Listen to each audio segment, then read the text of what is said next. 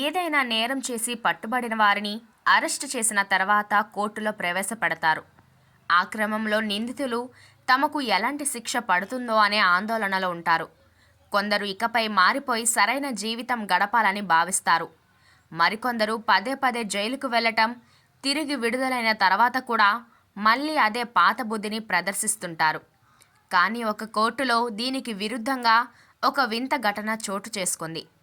చోరీకి పాల్పడి జైలుకెళ్లిన ఒక దొంగ కటకటాల శిక్ష అనుభవిస్తున్న తన నేరాన్ని మర్చిపోయాడు. కోర్టులో జడ్జి తీర్పు చెప్పే సమయంలో ఏకంగా జడ్జికి లైను వేసి మరో తప్పు చేశాడు. అవును, చోరీకి పాల్పడ్డ ఓ దొంగ కోర్టులో జడ్జి తీర్పు చెప్పే సమయంలో ఆ మహిళ జడ్జికే ఐ లవ్ యూ చెప్పేశాడు. ప్రస్తుతం సోషల్ మీడియాలో ఈ వీడియో వైరల్గా మారింది. ఇలాంటి విచిత్రమైన ఊహించని సంఘటన ఫ్లోరిడాలోని బ్రోవర్డ్ కౌంటీ కోర్టు ఈ వింత ఘటనకు సాక్షిగా నిలిచింది.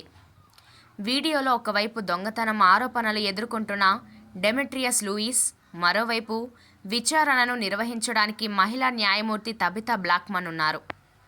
న్యాయమూర్తి వర్చువల్ కోర్టు ద్వారా తీర్పును చదవడం ప్రారంభించినప్పుడు చూస్తూ ఊరుకొని నిందితుడు వింతగా ప్రవర్తించడం ప్రారంభించాడు. మీరు చాలా అందంగా ఉన్నారు, ఐ లవ్ యూ అంటూ లవ్ ప్రపోజల్ చేశాడు. ఇలా తాను చేసిన నేరానికి శిక్షను ప్రకటిస్తున్నది కోర్టు న్యాయమూర్తితో నిందితుడు అనుచితంగా ప్రవర్తించడం పట్ల సర్వత్రా ఆగ్రహం వ్యక్తం చేస్తున్నారు. నిందితుడు ఇలా అనడంతో కాస్త కలవరపడిన మహిళా న్యాయమూర్తి అనంతరం నవ్వుకున్నారు. ఈ వీడియో ఇప్పుడు సోషల్ మీడియాలో వైరల్గా మారింది. ఇప్పటికే ఈ వీడియోని మిలియన్ల మంది వీక్షించారు.